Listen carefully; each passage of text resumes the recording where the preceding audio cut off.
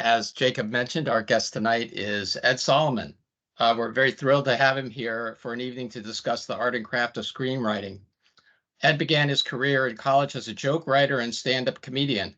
He soon went on to write television and film, working on the groundbreaking It's Gary Shandling Show, which I was a huge fan of, as well as the cult hit Bill and Ted film series, co-written with Chris Matheson.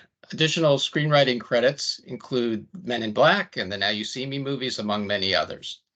In 2017, he teamed with director Steve Soderbergh and HBO for the first of its kind branching narrative television series Mosaic, which was released as an app in November 2017 and then as a limited run series on HBO in January of 2018.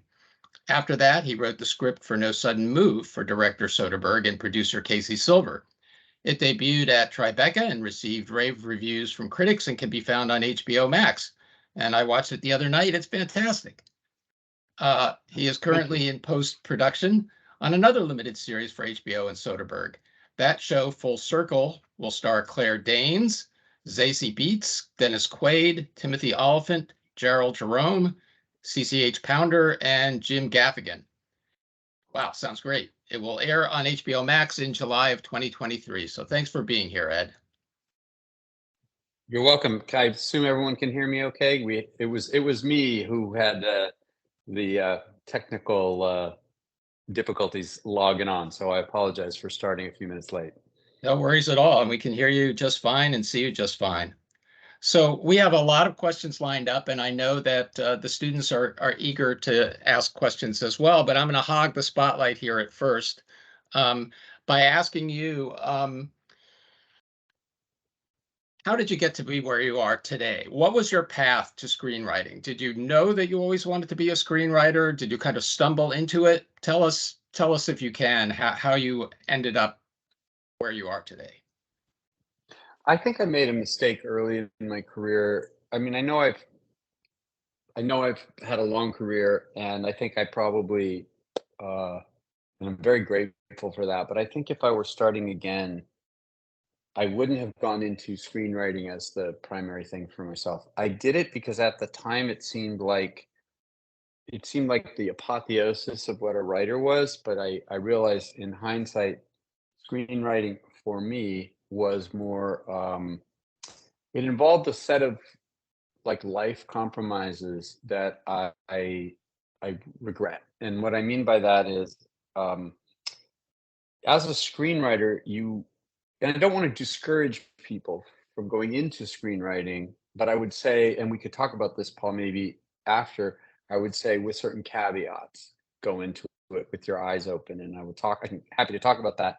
But for me, the ultimate problem with that was your day-to-day life, which is really, to me, all we really have control over, which is word for word, sentence for sentence, what we are writing.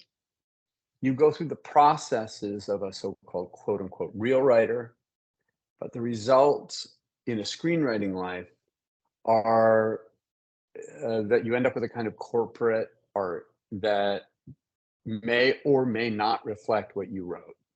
And if that's important to you, that the words that you're writing are coming as close to the ear or the eye of the viewer or reader, I think screenwriting is something you need to enter into uh, cautiously, because the process is the same process any artist will go through. Any writer will go through. The work is really hard.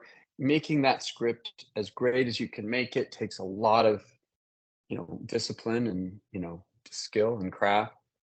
But at the end of the day, I would have worked for a year on something, 5 years on something, to have it read by just a handful of people. And what I've ended up having to justify it, or the way I deal with it for myself, is there's the stuff that got made that has my name on it, that's kind of a cousin of me and my work. And sometimes it's close and sometimes it's far from what I imagine it to be. Sometimes it's better than I thought it would be. Sometimes it's less good.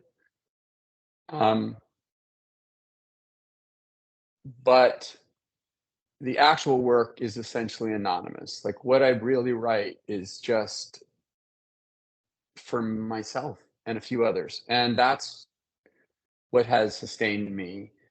I think there are reasons my career has lasted, maybe, that have to do with a kind of insecurity and ambition used in combination, which I can talk about as well, Paul, if you remember any of this, because I won't. Okay. Um, but I would say, to just add the caveats, seeing a movie in a theater with an audience that, something that you wrote, is a wonderful experience, especially if you feel like it's your words. I would say, if you're really serious about being in the film part, or at least film as we've understood it up till now, and things are changing a lot now Yep. with We're what also film going and to talk TV about that. is. Yeah, I would say work closely with the person that is going to direct the piece as much as you can, especially, and what I mean by that is, like, when I work with Steven, obviously I have a lot of respect for him. We've worked on multiple, this is our third project with me as writer and him as director. We have a shorthand. I understand, I trust him. But it's often difficult to do that, especially as you first start out. It's really tough to, like, be able to be selective, et cetera, et cetera. But just be aware, if what you're doing is screenwriting, that is going to be an issue. In television, it's different. The writer is more king. In theater, it's different. King or queen. I shouldn't say king. Obviously, in theater, it's different. Um, Novels, obviously, it's different. The other thing that I would have done differently, and then I will move on to let Paul ask another question, is I would have curated the people I worked with a little more carefully. Meaning, what I've realized, especially in the back half of my career, when I've gotten an opportunity to work with better people, as my work has grown exponentially when I work with people, the better a person is that I'm working with, the better my work is when I come out the other side of it. It can be very easy to surround yourself with people who make you feel good about what you do. And I think finding the balance of support and also people that'll push you harder, I think, is a really important thing. And when you're first starting out, that's like, who do you have read your work, and whose opinions do you seek out? But to the best of my ability, I wish that I had taken tougher routes in order to be surrounded with better people at times. Anyway. But I mean, all of those things are kind of lessons learned in retrospect, right? It seems Yeah. like you're being a little hard on yourself, because Mhm. you're a young writer starting out, and you're going to take what opportunities come your way. Um, do you feel like, if you had been able to do it over, you would have become a different kind of writer? Would you have gone into television, or theater, or written novels rather than being a screenwriter? I think I would have pursued things. How do I put it?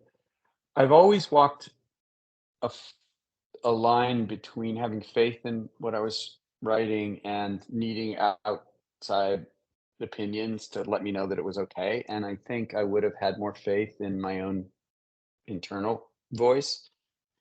Had I had a little more confidence, I probably would have allowed myself to be more exposed as a writer, meaning done more theater, um, done more, novel writing, as you do, Paul, as well.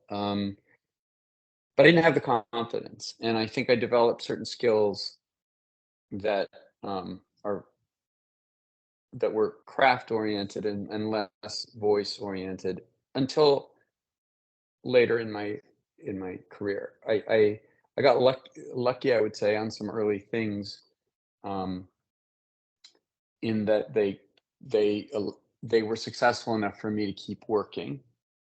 Um, but uh, yeah, and by the way, you didn't quite ask this question, but I'm going to answer it in a different and say, probably if I'd made other choices, I'd ended up in the similar spot. Like Right. if I'd said no to what I said yes, if I'd started going one way, who knows, right? We are who we are, and we just, Yep. you know, Well, yeah. the other thing I want to ask you about is because I do remember something that you said 5 minutes ago, 10 minutes ago. That's another matter. But you I get it. mentioned the kind of mix of insecurity and ambition, and I kind of pictured each of those sort of slingshotting you forward in your career, a kind of a strange dance or equilibrium between them. And I know a lot of our students. I mean, one of the things we talk about is imposter syndrome, the feeling that you're not good enough or you don't belong. And I think a lot of writers do struggle with insecurity on the one hand and ambition on the other, because you've got to have ambition just to deal with the inevitable setbacks that come your way. So can you talk a little bit more about that balance for you? Yeah, it's not just insecurity and ambition, it's insecurity and that weird arrogance we all feel, which is like that at the end, like that we actually have something worth a story worth telling, right? Um, so to me, the balance of I believe there's healthy insecurity and there's unhealthy insecurity. And the healthy insecurity is kind of humility, where you have both respect for what's come, before you, respect for people who are coming up behind you, an ability and willingness to learn from everybody. I think that's a kind of healthy version of it. Um, the unhealthy insecurity is where that inner voice that tells you your shit, or that tells you the work you're doing isn't good enough yet. That part, the voice that, especially early in your career, where your creative faculty, facility is not as well developed as your critical eye. So the critical eye gets in there and it's like, this isn't good enough. This isn't good enough. Like that can be really tough to work through and to manage. And I find that relationship is a life struggle. The relationship between yourself and your inner voice. How do you, metacognition? How do you think about, what you, how do you think about how you think? Um, Somebody just like I just saw. It's hard for me to read all the stuff that comes across, but somebody just flashed across the screen. But what if you really are terrible? Well, we all could be. I mean, that's the thing. In any idea, you could write something that works and then something that doesn't work. To me, it's not about objectively whether you're good or not good. It's about, are you curious about the thing you're writing about, and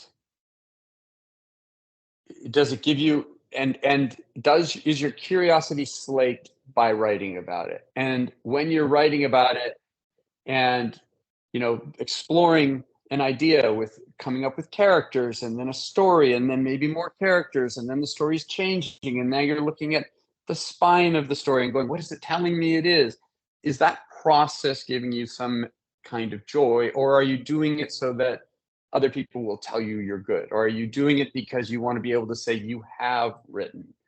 And we never know if we're good or bad. We never know if the work we're doing is good or bad. All we know is, am I making the story better? And if so, on what grounds? And what is the criteria for which I'm judging it? And am I getting better at understanding my own process? Am I getting better at getting deeper on ideas? And am I getting better at being able to transcribe what's going on inside me into the page? And am I getting better at being able to look at what I've written and assess what is working and not working, et cetera, et cetera? To me, that is the journey. It's not, when I get an agent, all those things I think are important, and we're all wondering about. Is am I just able to kind of stick at it and keep making it better and keep making it better? And my general experience is, ultimately, when your work is up at a level, you'll start to feel different. You'll start to notice a difference in the way people are responding. But even with me having done this for many, many, many, many decades, my work is never as good as I think it is in the moment. It's usually my work plus time, and then I look back at it and go, oh shit, or my work plus other people's eyes, and other people read it and go, oh shit. And then it becomes not about, is my work good or bad? It's about, how do I deal with the input from other people telling me it's not what I thought it was going to be? And how do I then know what to listen to and not listen to, so that I can continue to make this better until it's quote unquote done? And how do you know when to walk away? Right. So that's to me the life journey of this thing. It's not by page 30 this has to happen, by page 45 this has to happen. It's what's your relationship with how you think about your work, and etc. I'll try to answer in shorter. No, that's fantastic. I mean, what I love about that is that it's you're measuring your progress against yourself rather than looking outwards and measuring it against, this other screenwriter has a big hit movie, or so and so's got an agent. Instead of that, which is basically, those kind of comparisons make you feel bad and make you feel like a loser. Whereas if you're looking at your own progress and gauging um, your own ability to improve, then I think you're on more solid ground. Not that that's an easy process to get a handle on either. Um, Well, I practical point. Oh, sorry, didn't mean to cut you off. No, please go ahead. There was a significant upward change in my creative ability when a thing happened that seemed counterintuitive at the time, which is, I spent a great deal of my early career comparing myself to everyone around me. It starts when you first start out, and like, there were people right out of the gate that were doing so much better than me, and I thought I was a failure. There were people doing worse. I thought it was a success, quote unquote, right? Worse, better, whatever. Early, you don't realize that people have, their trajectories are completely unpredictable. But there was a time, for a significant period of my career, and I'm not proud of this, but where I would somehow think that other people's success reflected negatively on my lack of success, or made my success seem less valid, or whatever. And in particular, I had a friend that I competed with because he was my age, he was from where I was from, and he always seemed to be just ahead of me in everything, in every aspect. And I found myself actually sometimes unconsciously and sometimes consciously, like, thinking, I wish this guy would fail. And more thinking, I wish that person, I started finding myself like rooting for other people to not succeed, because somehow I would feel like it would, I don't know, it reflected like their success reflected negatively on my lack of, or my success. But in the moment where I somehow had the realization, this guy's actually a great writer. What if, instead of me railing against that and comparing myself negatively, I look at what he's great at and go, can I learn from that? And what if I just said, the guy is fucking great? And I realized that applied to like 7 or 8 people. There's a woman, one of my closest friends, a brilliant writer. I was always coming up short in my comparison to her. But when I went, there's room for everyone. Wow, I need to actually, first of all, I feel better when I'm actually rooting for people than rooting against them. Let's just start with that. But also, that changed. It's an inflection point that I can point to and go, wow, I actually got better once I got rid of that previous notion of comparing myself. And in fact, when I just let myself root for everyone around me, it just freed me completely. So for whatever that's worth. Anyway, let's move on. I can see there's already like so many questions that we won't be able to get to, but I'm happy to come back another day and do this another time. So if that's of value. I think, by the way, what you said just now is extremely valuable for our students to hear. So I really appreciate your sharing that. But now I'm going to just kind of pass it over to Jacob. We're going to tag team you all night, Ed. Okay. Thanks, Paul. I see a lot of people talking in the chat about competitions, and I have a couple thoughts about it later when you're ready, but go ahead. Oh, awesome. Okay. Well, I was actually going to go back to some of the questions in the chat and stuff, and we've had a couple of that kind of center around this general question, and that's that the industry is traditionally in Hollywood, California, or you're in New York City, and but with the pandemic and the changes to the industry that have happened, and just the influx of how many television shows and movies and different studios there are out there and everything now. What advice or avenues would you have for those students who, reside in Iowa but are pursuing a degree in screenwriting, or those who might have a family and they're situated in the Midwest, they're studying screenwriting, they might not have that ability to just pick everything up and move to Hollywood, right? Do you have any suggestions or advice on that kind of thing? The first thing, I think it is very, very over rated. It was before, and it is especially now, the idea that one must live in the company town, whether that's LA, whether it's New York, London, whatever. There are advantages to it that make it a little harder to replicate when you're not. And the advantages are really there are more people doing what you're doing, which could also be a disadvantage, by the way. But the advantages, and this is a key and crucial thing, remember how I said curate the people that you work with? When you're first starting out, it's create groups for yourself to be able to make work. This also applies to the thing I wanted to say about competitions, because I saw them, like, they sort of pop up on my screen and disappear, so I can't read them all, but I can see that they're about that. If you think about it, when you look at writers that have really kind of emerged over the years, a lot of them, especially in film and and television, emerged out of groups. Whether you go all the way back to Mel Brooks and Woody Allen, and Carl Reiner, and like that kind of group, all starting as a group, or the Pythons, or the whoever. There's always people that knew each other when they were really young and started doing stuff, or when they first started out. I'm not talking about young in age. I'm actually talking about young in sort of in the trajectory of one's career.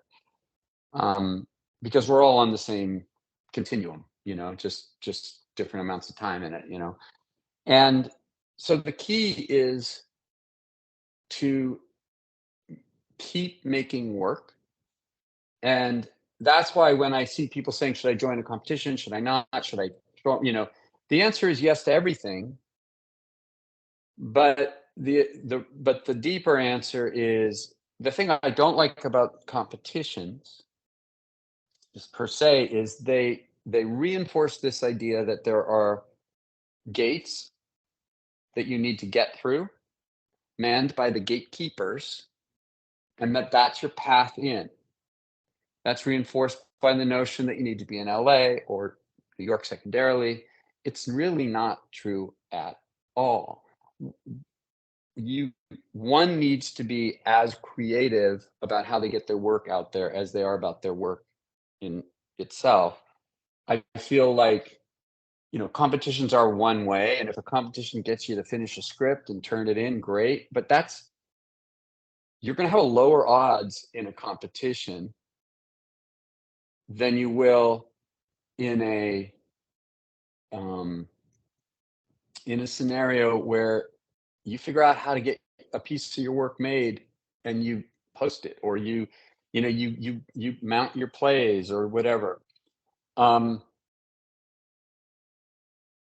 Which leads to this notion of networking, which I see people talking about. I think networking is usually absolutely misconstrued. People think of networking as sort of networking vertically, meaning meet gatekeepers. The true networking that I think one needs to do, especially early in one's career, but it's true throughout, is horizontally, meaning with other creatives, other people like yourself, where you can like spar, learn, work with, get new ideas, grow. It's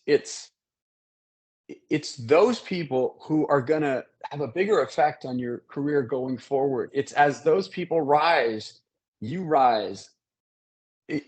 it, how would I put it?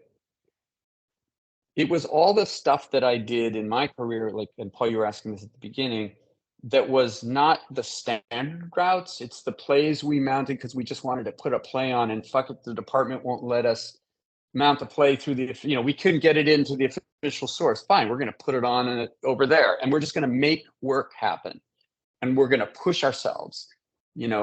I would say you will learn more about your writing, and you will grow as a writer more by having the courage to actually take a script of yours and take a few scenes and get some actors, some friends, mount it, and try and shoot a few scenes on your own.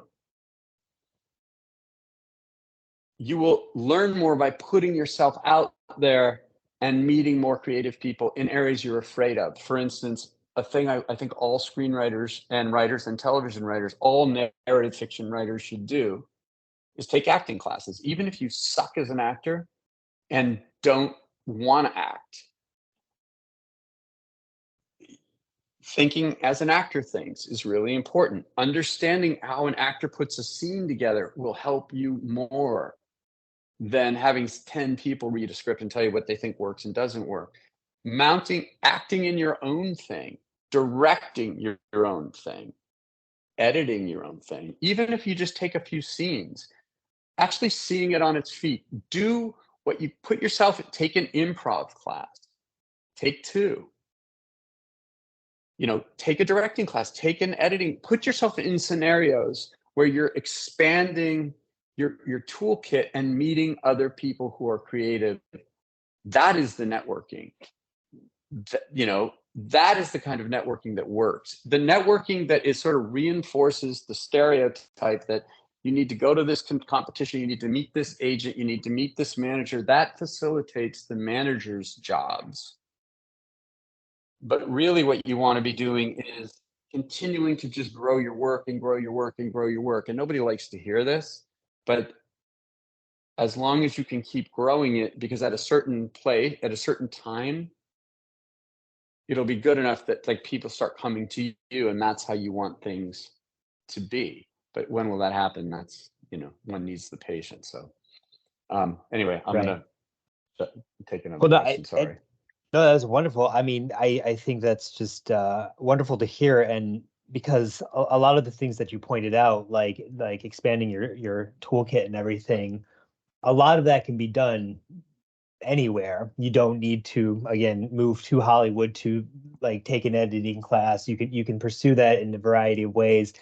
You can find and the idea of networking too, not that vertical networking, not Project Greenlight, not getting in your foot in the door in that way necessarily. I mean, there's a chance, of course, right? Writing competitions and stuff like that do promote it, but like finding that network around you to actually pursue the art form and stuff is just, it's wonderful to hear. I guess on that note, I'm kind of curious, like you had been, originally, I think Paul said it was a bit of a downer at the beginning and stuff, talking about your career and everything, but I know that there are a lot of questions and stuff like, centered around like, what was your favorite project to work on? Like what I guess partner or group of people did you find especially helpful, like in terms of networking and stuff that kind of helped you promote your voice and vision in screenwriting and in film?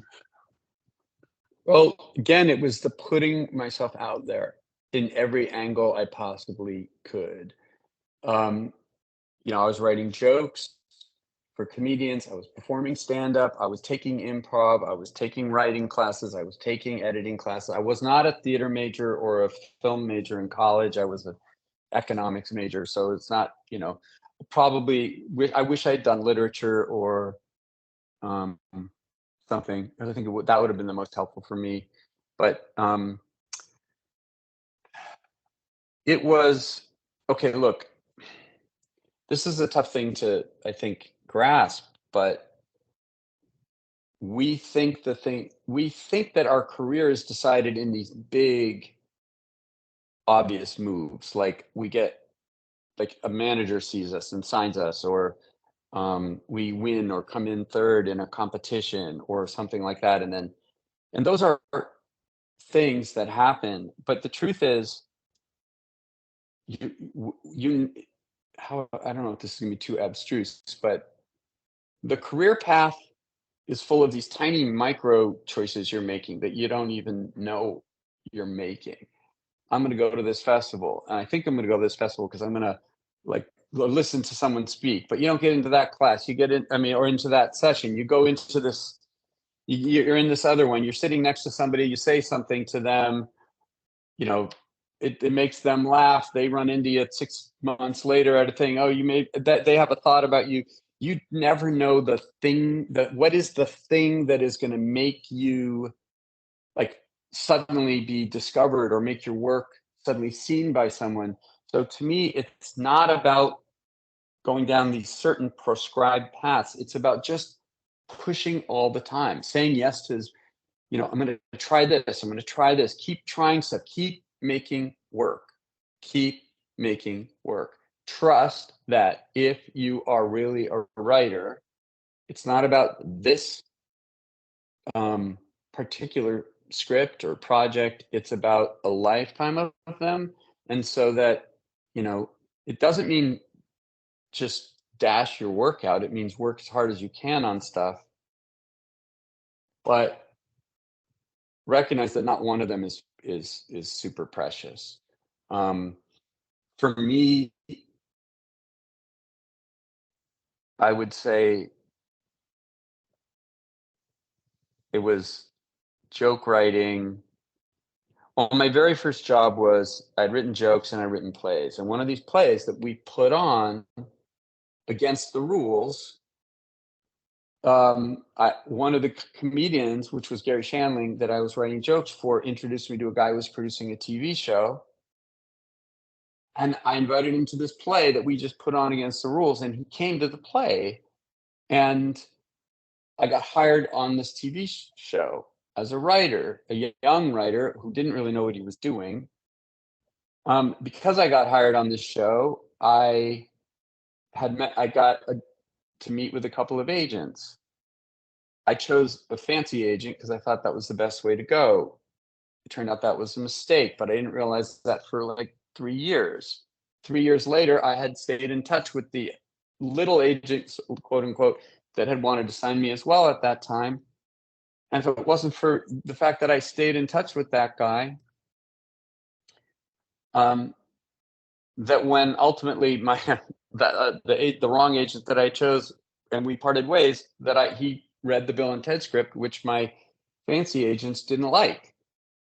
He read it and liked it, and then I was just staying in touch with the guy. And by the way, that wouldn't be something that you would consider, quote, the right networking. He was, at the time, he was like a young assistant. Again, I want to say everyone's talking about networking. I swear to God, I gotta say, be very clear with yourself about how you define networking. I cannot stress enough, it's creative networking. Would not have written that Bill and Ted script, which is the thing that really made my career change, had I not been in an improv group with 4 friends that we did improv once a week without an audience. We didn't want an audience. We just wanted to push ourselves comedically. And in one random night, on a random Monday night when we were doing it, a random middle of the night, we just, Chris goes, what if we do 2 guys who know nothing about history studying about history? And we just start fucking around as Bill and Ted in this thing. But we were not trying to develop characters to be turned into a movie. We were just trying to push ourselves comedically. So we come up with these characters. We never think they're going to be in a movie. We just enjoy doing them. And more than a year later, maybe a year and a half later, we're like, well, what if we put Bill and Ted in a movie? What if they did the blah, blah, blah, blah? And we're like, oh, ha, ha, ha, ha. And it made us laugh. My agents hated it. And then, but the reason, but what I'm saying about that is Yeah, I stayed in touch with this young agent. But the truth is, Bill and Ted wouldn't have happened had we not been just trying to make comedy with each other without an audience, without results. And had we been thinking during that time, let's try to develop characters for a movie, it would have never had any magic. It was just, we're enjoying doing these characters. What if we take them another step? You know, we used to screw around as Bill and Ted. Anyway, I should go to some other questions. Awesome, thank you. And I mean, all great advice that I think is important to keep in mind. I'm going to pass it over to Paul though, and let him take charge of a couple questions here. Yeah, I do have a question I pulled out of the chat. What was your biggest creative professional hardship, and how did you cope, learn, and grow from it? I think that's a pretty good question. Well, the failures, this is going to sound glib, and I mean it on a very deep level. The failures have taught me way more than the successes. And there have been a lot of failures, big ones, big public failures, private personal failures, movies that I thought would do really well that flopped, scripts that I really loved that got rejected, mistakes I made creatively, professionally, they taught me way more than the successes. And in fact, if I were to look back, I think if I probably could trace more of my longevity to the failures than the successes. The successes are necessary because after a while, no one will pay you to write, if you only have failures. But it was the failures and then the returning after the failure to try more. And being able to actually look at what did I learn about myself in the process. Where was it my fault? Where was it not my fault? Where was, what could I have done differently? This script isn't working, but I feel like there's a good idea here. I haven't quite got it yet. One could make the argument that you're failing the entire process until it actually works. How do you know to keep with it? Or how do you know when to put it aside and move on to something else? So I learned a lot from a movie I directed, Bombing. I learned a lot. I took my name off of the movie X-Men because my head was up my ass for a variety of reasons. I was like, shit, that was a big, stupid mistake. The first one. And I was like, but I got to figure out why I'm making these kinds of choices. I took a sabbatical and I got into meditation, and it sort of changed. It was super helpful for me as a person, but one could make the argument that as a career move, it was like really, really, really boneheaded. I still regret it. I still think it was a stupid, thing to do. Well, luckily you seem to have bounced back okay. Yeah, but I didn't think I would at the time. It felt like a career-ending decision, but yeah.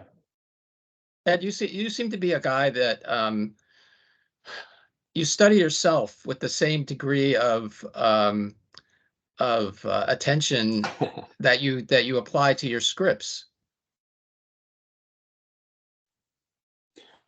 Oh, which it's not.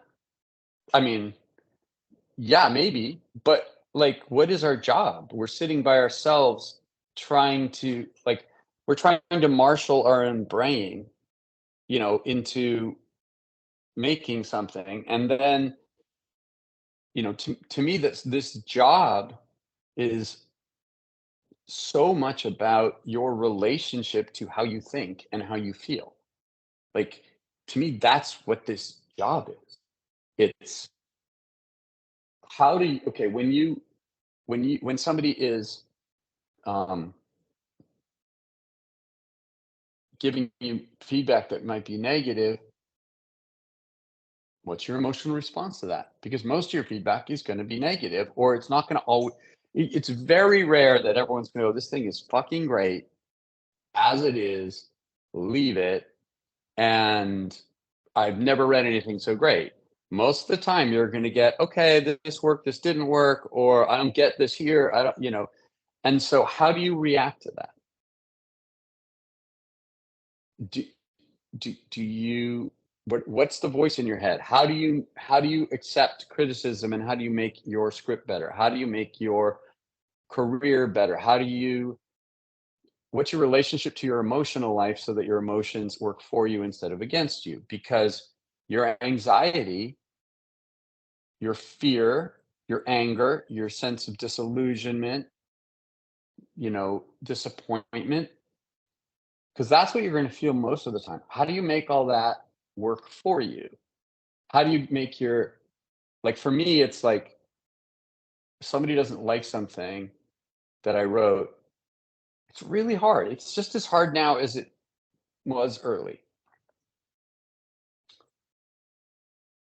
So how do I let that disappointment that the work I did didn't result in the result I wanted make the script better? Well, if I can live in that disappointment and really feel the sadness instead of trying to push the sadness away by trying to maybe solve it too fast to get rid of my anxiety, let's say, it kind of makes me more humble and open to new ideas. The anxiety that I feel, like, or fear, could be the thing that motivates me to get moving again. The anger is sometimes I can use to go, all right, I can turn that anger toward the script. And sometimes when you're mad at a script, you can break it apart more easily. In other words, one gets used to, and again, one needs some time for this, but like, if one can get used to recycling these emotional states that we feel all the time back into the work, that can be a really valuable. So when you say study yourself, I don't look at it as studying myself. I'm always trying to go, there's thinking about how you think, and then there's thinking about how you think. Yeah. That is a big part of the job. Is, well, how do I react emotionally?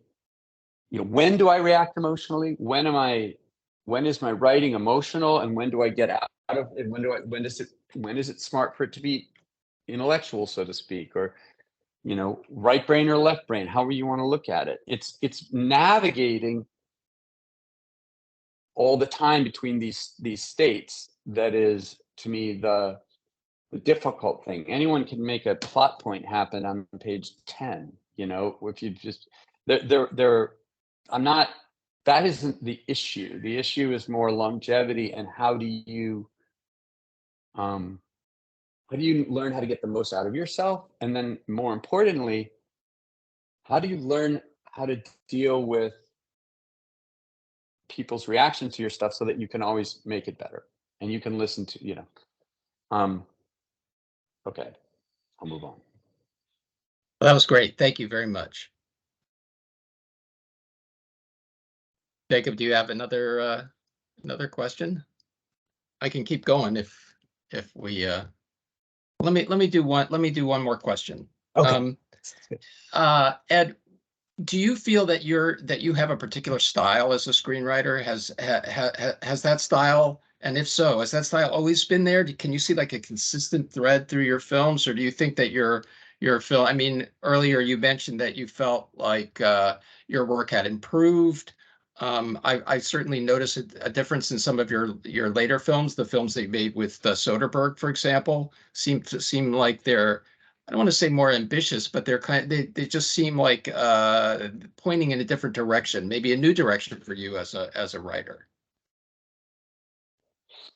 I don't think in terms of my own style. I just think in terms of what am I curious about and interested in, and I trust that the style will follow it. I think that if what you're trying to do, instead of thinking of yourself, is just to focus on the work that you're making and trying to assess or hear what it is trying to tell you, like, a lot of people I know have kids that are here. I can tell by people talking about their ages and also just what you were saying. To me, it's a lot like the style of the script is a lot like the style of your child. Before I had kids, I thought having a child would be this a certain way, and I had my first child, and then I was like, oh, I guess he's going to tell me what he is Right. going to be. And my job as a parent is not to try and force him to be the boy I thought a boy would be. It was to listen to him tell me and observe him, like, what is my best way to guide him into the best person he's going to be. And then when my daughter was born, wow, very, very, very different person. And ironically, I was just talking to my daughter last night about writing style because she was looking at, I was showing her Full Circle because we were both actually, I wasn't showing it to her. I had to watch it for edit notes, and she just walked through. But to me, it's about what is the essential, like the best way to tell this story and the voices that will sort of people it out. And then I think your style is something that you have very little control over. If you are pursuing with integrity the idea itself, what is the best iteration of the idea? Your characters are going to have your voice some way, it's just, you can't avoid that. But I never get too hung up on what is my style. In fact, when I have done that, I think it's kind of hurt me. Because you get Your too style comes out. self-conscious. Yeah, you get self-conscious, and you become the object, not the thing you're writing. It's like about it's about yeah.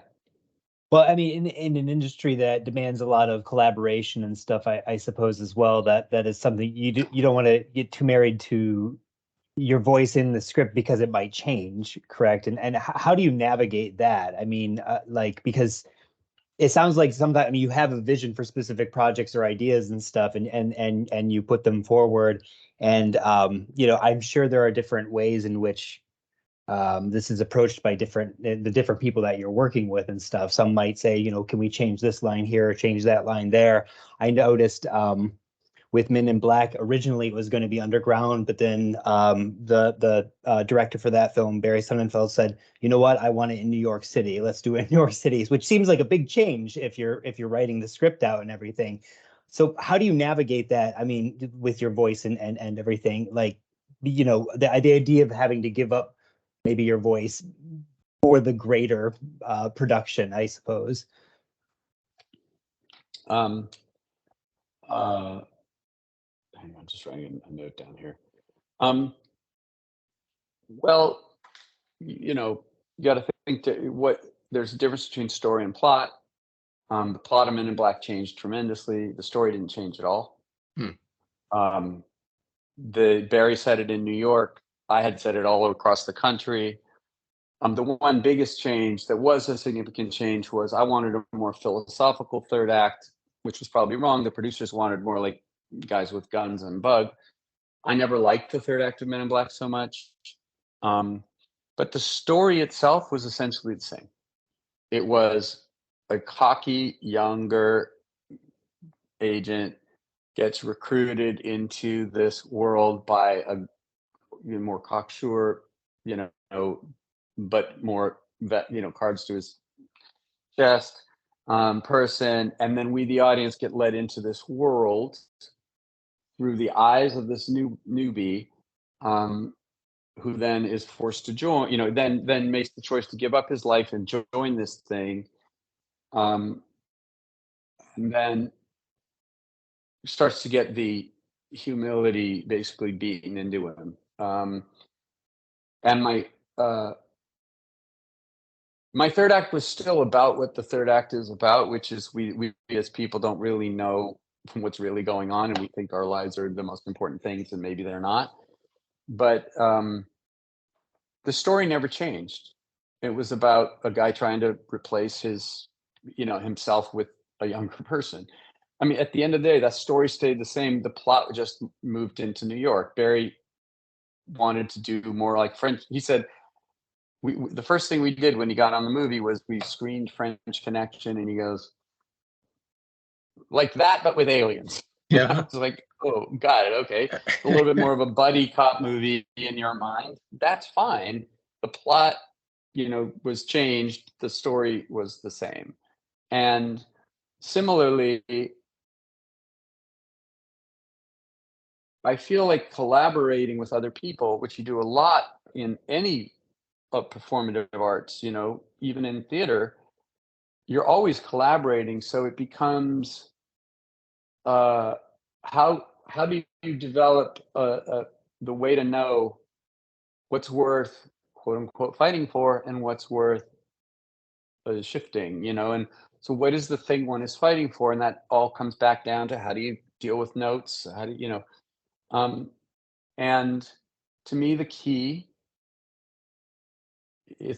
goes back down to how you deal with your emotions, which is to say, how are you able to hear what somebody is saying, understand what's underneath what they're saying, either whether it's a problem they're having, like a studio or a network or producers or whatever, and go and not be trying to please them by doing exactly what they're saying prescriptively, but rather go, I hear what they're saying. It's not affecting me emotionally, so I'm not going, fuck you, you're wrong. Like, which is my first response all the time because it comes from hurt. It's to go, and I saw someone just say, focus on the solutions, not the problems. I would say focus more on the problems.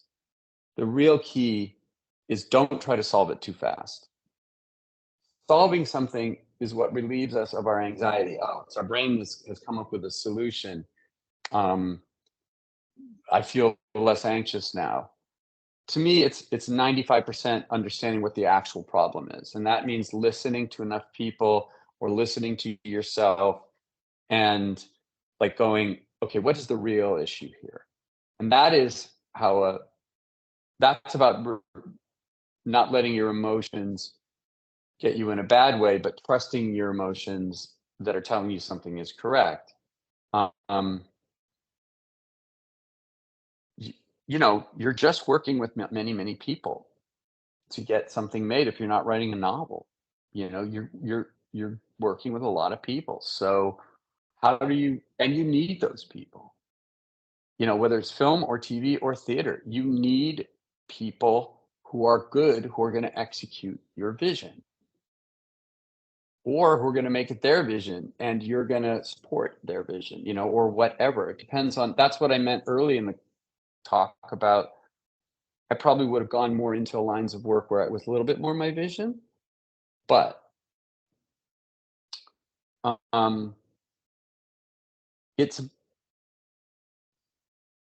that's why I say take an acting class. I know the end of the day, you're trying to create work as a writer, as a screenwriter or a TV writer or a playwright. So when you're writing kind of whatever, performative fiction or narrative fiction or whatever you would call it, you're trying to create work that will attract the highest level of talent to your work. I mean, this is very cynical, but it's really true. That will attract the highest level of talent to your work so that your collaborators will elevate the project and elevate you. And so that when I get out the other end of it, I'll be a better writer, etc. How do you do that? You need to know how to create stories that are riveting, if they're meant to be riveting, that are tense, if they're meant to be tense, that are funny, if they're meant to be funny. So there's like a whole craft element to that. But you also need to know how to write so that an actor can sink their teeth into it. So that if you're not directing it, a director will understand why, will be drawn to it. And how do you do that? It's down to a very basic thing. What do your characters want? It's really down to basics of writing. Like What does your character want? Is this a performable thing? Is this an actable thing? There's nothing wrong with thinking, what would be cool next? You know, what would be the coolest way to solve this problem? You know, and then there's a whole other level of much more complex. You know, it took me 40 years to figure out stuff, but like, I believe, you know, in my office here is, you know, stuff I use on boards to sort of break story down and stuff like that. I know there were a lot of questions about writer's block and various things.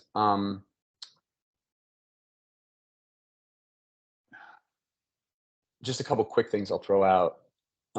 Aside from like groups, join a group, join writers, put them together, put as many, you know. I believe we write from so many multiple parts of our brain. Like we're not, you know, so I try to be up on my feet, put things on the wall. I know I think differently when I'm writing on the wall than when I'm writing in a notepad or when I'm typing. I find different parts of my brain get triggered, get activated. I find that when I speak about an idea, I'm using another part of my brain. I try to utilize all those different elements. I don't always write in the same spot, but I might for like a run stay in the same spot, but I might go to a different restaurant to sit and think for a while. I find that testing and trying as many different ways to do something can open up things. I find writer's block, one little trick, it's just an easy little trick that often works for me. I have two of them. One is try writing about the problem you're having, literally writing about it. And for me, what I will often do is go, man, literally MAN, comma, I am really struggling with this. I know, you know, I felt like this was a good idea, but now I don't know what I'm doing. And every time I try to, and you know, and you just write that long enough, something gradually breaks. I found that to be true. The other thing I found to be true is to be able to recognize, you know what, I'm not solving it now. I'm going to let my unconscious do some work. Like, so you can actually kind of stop and go, I'm going to like stop on this for a week, for the weekend, till tomorrow, whatever it is. And sometimes giving yourself a little objective, like, you know, like tomorrow at noon when I start again, or Monday after the weekend when I start again, I'm going to have an answer. It may not be the solution to the scene, but sometimes it's you're thinking about this wrong, or you're asking the wrong questions. Usually an answer does arrive. The other thing I would say is a lot of times when we get into the screenwriting software, we get blocked. When we get into, or when we go, okay, I'm sitting down to write, we get blocked. It's that act of like, yeah, stream of consciousness, I think, is a big deal, but also needs to be regulated. But like sometimes when we're now writing, like it suddenly gets important. And it's like, I only have 2 hours today to write. Or I told my parents like I was going to take a year to try this writing thing and I'm at month 11. You know, there's all these pressures that we put on ourselves. But sometimes when you sit down to quote write or capital W write, it feels important and suddenly it implodes. Another trick I have used is to write an outline in an email form or in text. I know that might seem weird, but I guarantee you when you're walking down the street and texting your friend, you're not having trouble, coming up with words. You're still conveying your ideas through a medium that doesn't make you nervous. Sometimes I find emailing, just sometimes to myself, like releases that sense of it being important, or just fucking with my thumbs, texting a few ideas, or picking up my phone and talking into the voice record thing, even if I don't really know what I'm doing. There are ways to trick yourself out of the writer's block.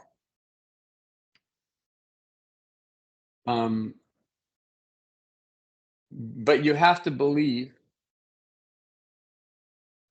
that it's that by moving, the ideas will come. You know, you have to know that, and that you also have to trust that some bad shit's going to happen for quite a while. And I may not get it right away. And that's where I'm going to say one last thing about this thing, which is that's where I think a lot of what people teach, which is you have to be super passionate about something, or you have to have inspiration, I think can really mess you up. I actually think, I don't think it's passion that you have to have. It's curiosity, it's interest. You just need to be interested in something and follow that. And in terms of inspiration, I think it really screws people up because they think I can't get out of this writer's block until I'm inspired or whatever. To me, the notion that you need to be inspired is the thing that will make you realize that nothing I'm doing is that great because it just doesn't feel inspired yet. Sometimes it's just about putting words in front of each other for a while till something breaks. I mean, in a way, it's a job. Yeah, that doesn't mean you're a hack. It just means you treat it. It means that your responsibility to the work is to understand the process, understand your process, have patience, diligence, discipline.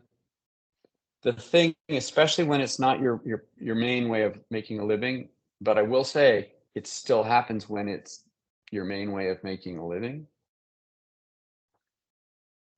But the hard part when it isn't is sometimes it's hard to keep motivated and keep having faith. But the real hard part when it's not your sole way of making a living is you don't have the time. Yeah. And so there are two fights that you have to be willing to fight, and they can be bloody and they can be violent. One is for the time to write and convincing your partner, your kids, or yourself that this time is worth it. Even if I don't make progress, quote unquote, right away. You've got to give, I personally need 3 to 4 hour chunks. Unless I'm just doing like rewriting something or in a certain stage of dialogue or something, I can't write in less than 2 hour chunks for sure. I know I need that time. And part of the reason I need that time is I need time for stuff to not happen or not work, or just to be mulling. And you need to figure out how much time you need. And then you got to fight for that. And that can be really hard. That's why early in my life, I developed not the idea of this, I developed the idea of it. For myself, I realized I needed an office or somewhere to go because I needed a place to go where I could lie on my couch and or surf the internet or, be not appearing to be being productive so that people wouldn't bother me. So I could like give myself those few hour, breaks that I needed, time breaks. So, one of the fights is for time. It's a violent fight. You have to really fight for it. And then you have to, within that time, allow yourself to not be as productive as you might think being productive is. It's not page count. And sometimes it's just mulling for a few days and then it breaks through. And then the other fight is just a personal, emotional one, which is,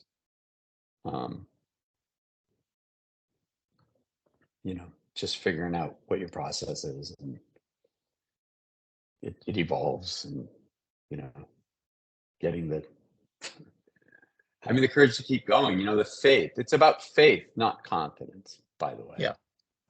Yeah, I faith don't is have a much word confidence. that's a word that was occurring to me a lot as I was listening to you talk right there. Faith. I mean, it's hard to pin down. It's a very nebulous word, but I think that's so important for any writing career. Yeah, because confidence implies something else. When it's time to sell something, you need confidence. I would say faith more than hope.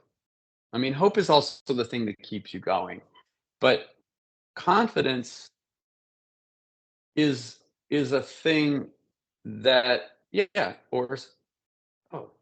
know, Cynthia. Confidence is a thing that when you're selling something, is important. But how you convey that confidence is not what you think. It's not in like, confidence is quiet. And that's what really sells more. Confidence is a deeper sense of conviction. So the only time confidence I think is important is when you're in the process of talking about something that you're working on. The rest of it is faith. Like if I just stick at this long enough, I'm pretty sure there's something down there. Mm-hmm. Confidence doesn't make me do better work. It's like, by the way, I just saw someone saying something about creating your own luck. And I'll say this last thing. I believe that it's luck, but I also believe it's luck in the way that winning a lottery is luck. Meaning, like, however, or raffle, I would say, winning a raffle, let's say. Like, if there's 100 raffle tickets and you have 90 of them, you have a pretty good chance of being lucky. You're not guaranteed it, right? So what are the things that put your raffle tickets in, like as many raffle tickets in the basket as possible? It's getting out there and meeting people.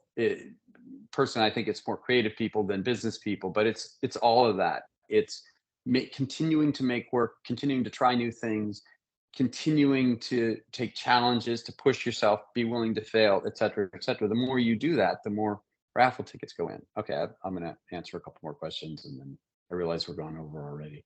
Can't even believe it. Yeah, this went super fast, but I think we can have a few more questions. What do you think, Jacob? Yeah, sounds good. I think in general, a lot of the questions, have centered around your career in general, and again, like what your favorite projects have been and what your least favorite projects have been. I guess in general, like, which ones do you see? It seems like there's different approaches to each one, right? Like with Men in Black, you were hired if I'm correct, you were hired by the studio to write the Men in Black script, versus like you were going back earlier to Bill and Ted. This was acting out, these two characters with your friend in a studio of just those four people, right? Working on it and everything. And then even most recently, you've been working on No Sudden Move came out in the past couple of years and stuff, and the tone of that movie in particular is definitely quite a shift from Bill and Ted, Men in Black, some other movies that our students are familiar with and stuff. So I guess my question, and a question that kind of is a culmination of all of these other questions that I've seen in the chat, is like, which path have you learned the most from, and which has guided you the most, or is it a culmination of these different pathways that you've learned from the craft and you've kind of moved in that direction, or does that make sense? Question. I don't make the delineation that a lot of people do Right. with it. Like, where does an idea come from? Okay. Like if it's something that somebody presents to you, or you get from a book, or or you come up with yourself, like once the idea is like up and running, like to me, it's all about the execution of the idea at all times. I mean, I've had ideas stolen from me, got really upset, and like looked at the final product. It was ultimately so different than what I had written that like nobody even noticed that it was like, ultimately it's all about how something, an idea is a doorway through which you just move, and then it's about what the idea is gone. It's like, who are these people that were, so yeah, I mean, they've all been different, and I treat everything the same, whether I'm writing it on spec or it's a job. I have the same amount of seriousness. I work as hard if I'm being paid a ton of money or zero money or anything in between. Full Circle was a 640-page spec that I wrote, and it got made, thank God. Wow. But I kept going. Nobody wanted it. I kept going. just kept going because I felt like I wanted to keep going. The No Sudden Move was spec. Mosaic was spec. Bill and Ted Face the Music was a spec that Chris and I did for 14, tried to get made for a decade and a quarter. And so those are just ideas of mine that I'm like, oh, okay. Once in a while, I felt like I sold something, an idea of mine. Spec means writing speculatively, meaning you're not being paid for it.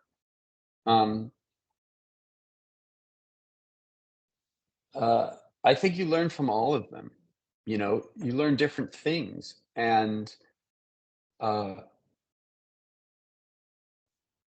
if it's someone else's idea, I can't write it anyway, unless something in it I lock into. And then once I've locked into, it's like the idea is already way back in the rearview mirror. Yeah. Because you're applying, I mean, you're applying curiosity, that same motivating curiosity to this other person's idea, right? It goes back to what you were saying a little bit about inspiration. It's inspiration is not something that's going to strike you out of the blue. It's something that you're going to the extent that it exists, you're going to apply a particular mindset to an idea and become inspired, right? To explore it with that curiosity that you referred to earlier. I'm just trying to make stuff work, I'm just trying to get it to where it works. And, that's it. I don't find, to me, that's the method, and the best things I've written, quote unquote, best things have been just kind of when they worked. They were the best iteration of it themselves that I could make, that I could get it to be. When I've thought this could be great, or I'm going to make this great, it's not resulted in a better script. It's what is, how do I just make this story work? How do I make, it's in that process from beginning all the way through editing, now in full circle. Just how do we make this work?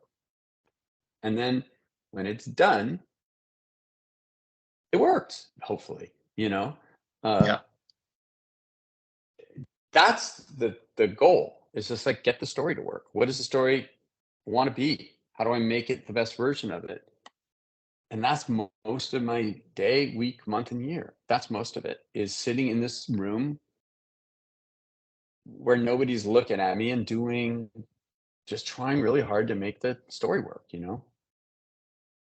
And what's so great about that is that's what every writer faces. You don't have to be a screenwriter to face that. You can be a novelist who's not showing anything to anybody until you have a finished draft. You're still facing that same challenge. Yeah. Right. Yeah. It's what it is. It's the job. It's do you enjoy being by yourself with your thoughts?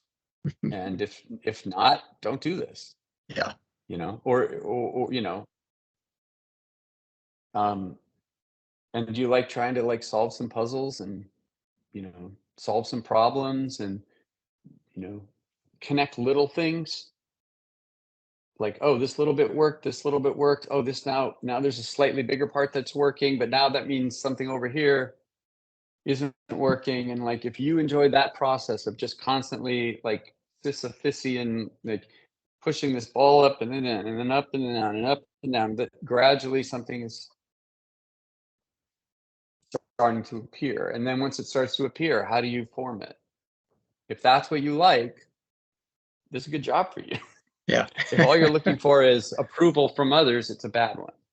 Right. It's interesting I feel there are so many great questions that maybe I should come another day if people want me to answer, and do one where I just answer the questions. Ed, we would love to have you come back. Yeah, that would be wonderful. Yeah, there's the questions are flowing and stuff. I think there's a lot of them that you've really done a great job addressing tonight and stuff, especially for people who are just wading into waters and stuff with screenwriting and having those misconceptions of you got to know people, you got to climb vertically, you got to and instead kind of looking at your peers and those around you and seeing how you can work with each other to build each other up. It's interesting you had mentioned, because I was just thinking, Paul and I were chatting a little earlier today about how a lot of your movies are kind of structured like puzzles that need to be solved, and they do eventually fall into place. I think I'm not giving away any big surprises if I talk about Men in Black at this point, since it came out in 1997. But the idea of where this galaxy is and stuff on Orion's belt, and like having it all fall into place, and then even like the foreshadowing at the beginning with Tommy Lee Jones's character and his partner, how he's retiring, and then kind of full circle at the end with Will Smith taking over for Tommy Lee Jones's character and stuff. Do you often is that how you often perceive art, as a puzzle that needs to be solved, or do you ever kind of like to pursue projects where there's a lot of unanswered, like things that are left unanswered or left open for the viewer to interpret and stuff themselves? Depends on what it is. Like every story has a different desire, or different need. Like if it's a puzzle piece type story, like the Now You See Me movies or something, when they work, I feel like 65% of the first one worked and like 25% of the second one worked. I think it's about that, and that's the joy. Sometimes the story wants to have more open-ended, wants to be more, because that's what will make it more of what it is. On the specific thing on the Men in Black scenario, I remember actually saying to them, guys, I know there's something here, but I don't know what it is yet. Like I know there's I knew I needed an idea akin to what became the Orion's Belt idea. And I can't quite remember the moment. I wish I did. Usually it's out of need, and usually the best solutions come out of desperation. Like you don't have a lot of options. I don't quite remember the Orion's Belt thing, but I remember the moment after, when I was like, wait, I got it. I know what it is. And going because it fit thematically with what I was trying to do. Like we don't have any sense of real perspective. And I also knew cinematically what that meant. Oh, and in fact, funnily enough, I remember having an idea within the last year where I was like, oh wait, it shouldn't have been on Ryan's. Like I had an idea for a thing that would have made it clearer weirdly, and I was like, oh, I should have done that. And I was like, dude, that was like 30 years ago you were writing that. But like the bill, like one quick thing I'll say is like sometimes it's just you have X number of variables and you have to solve the problem. And at the end of Bill and Ted, there's a sequence where they have to get the historical figures out of jail, and for those of you who don't know, they time travel. They have a phone booth that they time travel in. Which the phone booth was not our idea. It was originally a van, but the studio thought it was too much like Back to the Future, a car and a car. So the director said, "What about a phone booth?" And I was like, I didn't know Doctor Who at the time, because of course it was pre-internet and there was no, no, I didn't know Doctor Who. But regardless, I was like, oh, okay, we'll make it a phone booth. But we had to get we had to get the historical figures out of jail. But we weren't allowed, and we had to use the notion, we knew we were going to use the notion of time travel because it was in the basis of the movie, but we had literally couldn't use special effects. We're like, there's no budget for special effects. We got to get them out of jail. We got to use time travel, and we got to turn it in tomorrow morning. And we tried a bunch of things. I just remember going, what if we just don't write a big time travel sequence, but we just assume they time travel after. So then it's like that's the magical thinking idea. And then we wrote a whole bunch. We laughed like crazy for a while because it made us laugh, and we came up with a whole bunch of it. It was originally like 3 times as long, and they made us change it because they thought it was too complicated. Now in hindsight, I wish we hadn't, but that's whatever. But that was just, we have these variables and we need to solve it. And that's why sometimes the best ideas come in like a reshoot notion. Like even on Full Circle, we found ourselves in a situation where we were still in production, we were still filming, and we had made a change early in the production process, and it necessitated a change that we hadn't figured out quite late, but we only had like a few days left of shooting. So it's like we only had these locations available to us, these actors, available to us. And therefore the solution was not like, we didn't have the whole, like everything was possible. Weirdly, we had limited possibilities, and within the limited options, somehow it's easier to solve the problem, because you're forced to go, well, what do we got? We have this, and it needs to do this. Well, okay, we do this, and you actually come up with a solution. Weirdly, having more options can sometimes screw one up, I guess, is the idea. And that's kind of a great piece of craft advice too, because if you're finding yourself stuck at some plot point in a story, maybe the solution is narrow your options as a writer. Narrow your options, or go really simply. Like sometimes if you're stuck in a quote, like in a plot point, like you're stuck in a plot moment, and for whatever reason, that what comes next needs to be there for whatever reason, is work backwards. You can go, well, if this, it's sometimes I will know an ending and then go, well, sometimes I'll literally work backwards. Well, if that happens, then before that, this has to happen. And then before that, this has to happen. And then before that, this has to happen. And then sometimes you actually you solve something. Sometimes when you're stuck on a plot point for a long time, the problem is that the plot point doesn't want to be there. Yeah. And sometimes you have to ask yourself the honest question of what would really happen here, or what's the truth? What would our old friend, the truth, say here? Like, why is this character here in this moment?